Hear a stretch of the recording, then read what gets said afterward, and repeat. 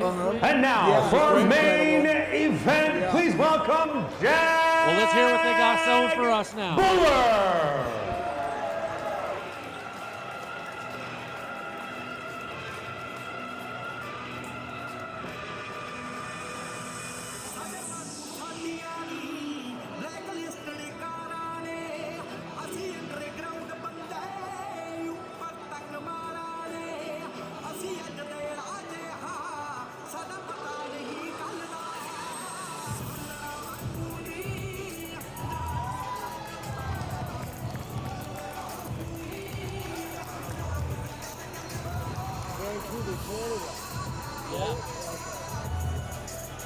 Yeah, he lives in Surrey, BC, a city right outside of Vancouver, but he fights out of Vancouver. And that's his wrestling gym. He's got a big wrestling background. So then Max, but he's a 50-50. He's 24 and 14. 24 wins, 14 losses. Oh, wow. Yeah, so he's 50-50, and he's just a straight-up brawler. Okay. So it's gonna be great to see when we've got Yag in a very serious, long devoted wrestling background, and he's fighting a straight up brawler out of Matt. I mean, Matt's 24 and 14. That's a lot of fights. That's a lot of fights. He's got that experience. That's a lot of but experience. But we got Jag coming in here 8-0. You know, is that wrestling helping him in this MMA style fights? Well, I mean, I think you definitely have the competition experience. And listen, 8-0 as a pro, that's pretty good. The numbers count as a pro card. Those numbers count, yeah. And you said Matt was, what was his record? He's 24 and 14. So was he learning in the 14 era? Yeah. So 40 fights? Yeah. Almost 40 fights, wow. You know, and seeing them face off at weigh-ins yesterday. Yes. Yeah. No comparison. Matt Please has got the welcome build. his opponent, Matt. That he does.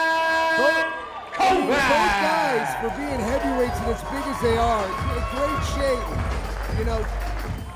Sometimes we found, and we've seen that, especially in the high caliber like UFC, like yourself. We see that you may be gigantic in size, but you got no speed, or you don't have the technical advantage when you get to the ground. All that muscle can be a liability, especially if it's added on extra muscle, you know. Jag, you can tell, just has a big frame. He's naturally a big guy.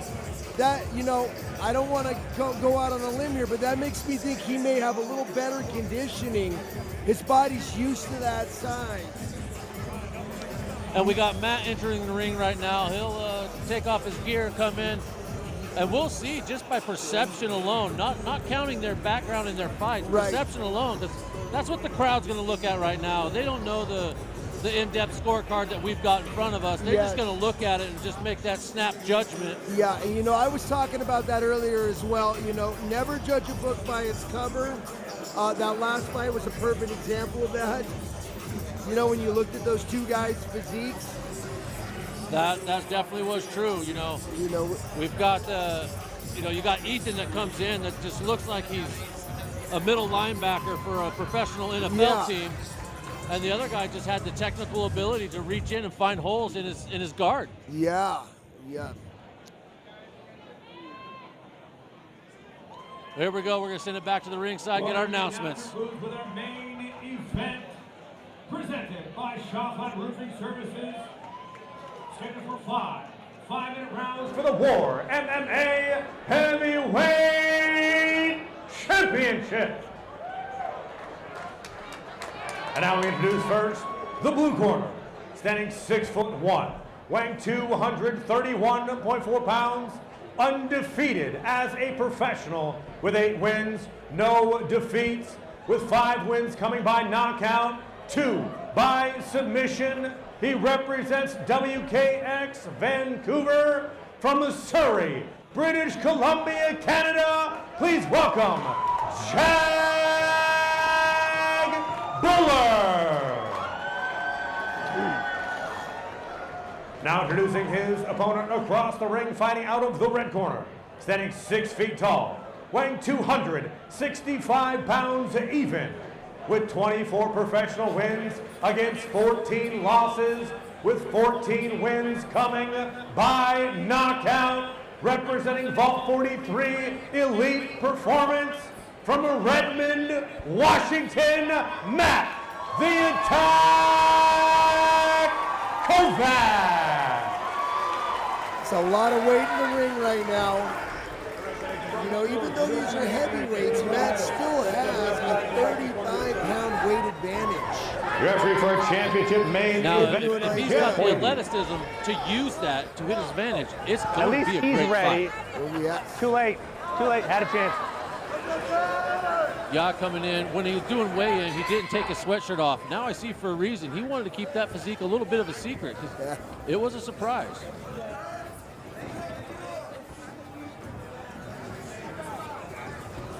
Here we go. Doing This a is a great title job. fight, so we got 5-5-minute rounds here. Both guys taking a little time, little fill-out process. Southpaw versus Orthodox. Looks like he's cutting angles. Here comes the wrestling. He's going for that takedown. Knew Jack that background was right going to come in quick. Right in on that double leg. It's gonna be a little harder to finish on the ring. Let's see how he does. Yeah, he don't got that cage backing to bring him down. Yeah. He can hook. But he There we go gets for the it. ground. He gets it. Got side mount. He's just being methodical right now, controlling.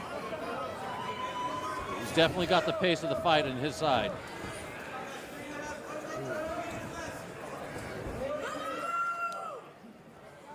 One minute in to the round, Jag already has side control on top. At heavyweight, this is not where you want to be. Throwing a couple peckish fronts to his head. He's got lots of time. Now I think he's just, I mean, even though there's a 30-pound difference, you got Yag just laying on top of Well, Matt, just tucking the that air out of weight, his face. yeah. That 30 pounds doesn't help when you're on your back. That- You know, that's Stupid. Matt Box. Now we can always sit out here and say and yell like what the coaches are doing on, you know, use this technique, move this or throw that, but we're in a ring and you're getting smothered like that, you kind of can't even hear. I mean, how much when you were fighting could you hear from the coach or from the crowd? I know there was a point when you get to that professional level that you're starting to take little hits. yeah. I think you train to hear your coach's voice. So even when the crowd is loud, I could always pick up my coach's voice. Oh, and now, so he's in. If Jack's going to capitalize on getting his turtle back, position here. that's it. He's gonna look for the roll. Oh, Get him oh. tossed. Now if he can just throw some elbows right there to the side, but I know So Matt's doing good, staying alive. He's not taking a lot of damage. the 5-minute rounds is going to gas him out. I think Matt squeamed to the outside. Smart move to see if the ref would pull him back to the center.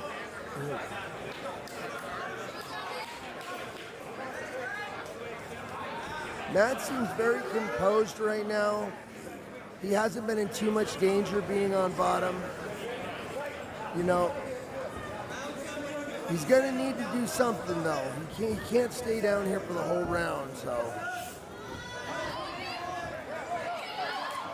What a roll. Yag's wrestling's definitely coming in because he knows how to get off just enough pressure to come back in. He's got that front headlock position. It's gonna be extremely Now, tiring for Matt your just got to opponent. hook that back ankle and bring it towards him.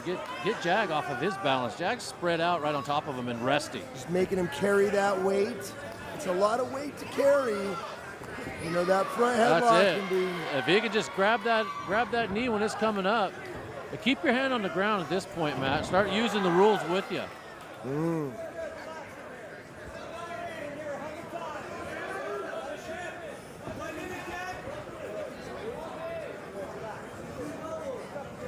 Going the distance. Yag's looking up. Looks like he was Nice looking for a elbow off bottom club. there. Yeah, Matt's doing a good job blocking the arms, not taking too much damage. You know, you know, at this weight class, you got to be patient when you're on bottom. You got to use a lot of energy to get off, and you can't just go crazy. being very methodical with his energy use there was what it's looking like. Slowly pulling. Doesn't have the cage like the some regular MMA to walk up your feet on. Push your feet off of it, absolutely. 30 seconds left in this round. Yak's doing good, reaching up, smothering the face, doing a couple pecky shots to the side. Pin the arm. Oh, that was a close one. Good work with Matt, always just moving the little inch, kicking that hip out, kicking the hip out. Yeah, so I think he's going to live to see round number 2, but how much energy has that taken out of him? You know, that's how well is he going to be able to recover in that 1 minute break? Well, we'll see here shortly how fast they get up and get moving. Right to his feet, that's good. Yeah. You could tell that Matt's a veteran. You could tell he's been through some adversity in the ring or cage before. He weathered the storm. So you got Yak coming in, from an outsider, as always, and definitely being a Monday night quarterback. I'm not in the ring in there right now. I don't have, all the adrenaline pumping through, nor the training to the level these guys are. But it's like, from an outsider's perspective, if we got Matt to just start his stand-up again like he started round 1 and get some good shots in, that may get Yak down off of his game. And it'll become, that's what he's got to do. He's got to keep it on the feet. Listen, in the heavyweight division, you cannot be the guy on bottom. All right? There's been 1 or 2 guys in history, Nogueira, maybe a couple that have done well on bottom. It's a very hard place to make a living, especially in the heavyweight division. You don't want to be there. You want to be the guy on top or on your feet. That's true there, and I think Yak coming in, with that background again, I'm always preaching this now. He's going for the takedown. He feels more comfortable on the ground. We know. I give him 10 seconds before that shot. Let's see if I'm right on my prediction here. Touch gloves, and he's closing distance. He's cutting him off in the ring. He's cutting him off.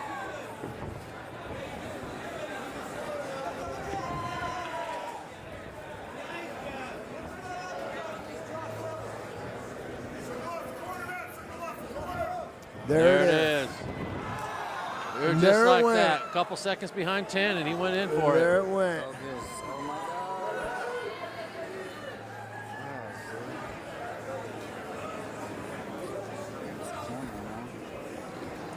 God. 4.5 minutes to work here.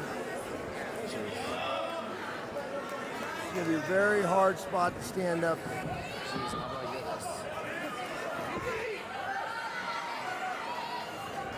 Keep that hand down if you know you're not standing up right away. Yeah, there you go. Use that rule so you don't get smashed. Get some rest. He's resting on top of you, Matt.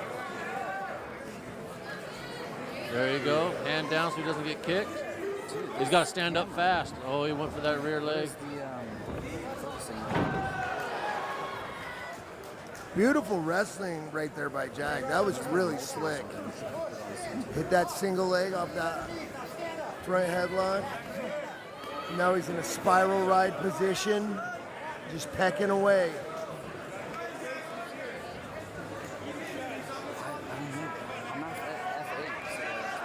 He's got to do something, Matt. The ref's gonna get impatient and stop that. Yeah, this could be over. I think Matt might be done. There it is. Matt might be done. Matt was gassed out. Yeah, that was a great one. You could see he's physically exhausted there. I mean, when guys are that big with those 4-ounce gloves, even though it doesn't look like he's putting everything into those shots, those are sledgehammers. There's still some kinetic energy coming behind that. Exactly. Well, it's been a great fight here at Angel of Winds Casinos. Show. Yeah. We got Chris Lieben is heading up to the middle of the ring. Famed UFC fighter, the Crippler, heading up to the ring. He's going to be giving the championship belt over to Yak Bhular out of Canada, representing. Before we go ringside with this, we'd like to thank Fire Bros Cannabis Advanced Pro Fitness Repair, The Joints. It's been an amazing turnout here at Angel Wind Casino with a packed house. I mean, it was standing room only. We want to invite you guys to look forward to our March 15th fight coming here. Angel of the Winds Casino, War 12 on the books, War 11 just finished up. We appreciate all you viewers at home watching. Stay tuned. Follow War, Instagram, Facebook. Appreciate all your guys' patronage. Looking forward to see you at our next one.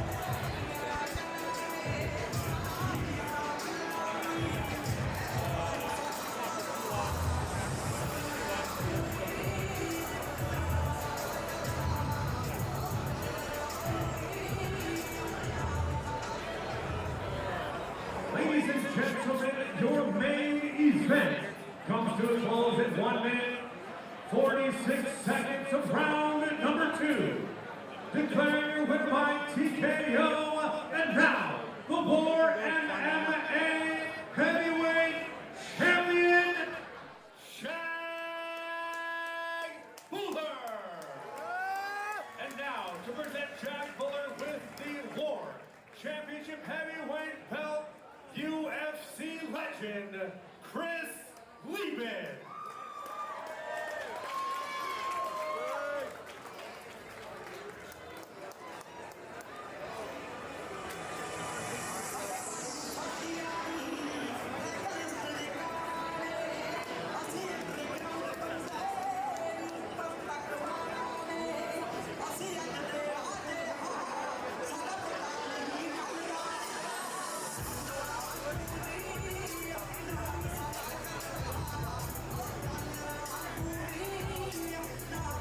That concludes tonight's event. War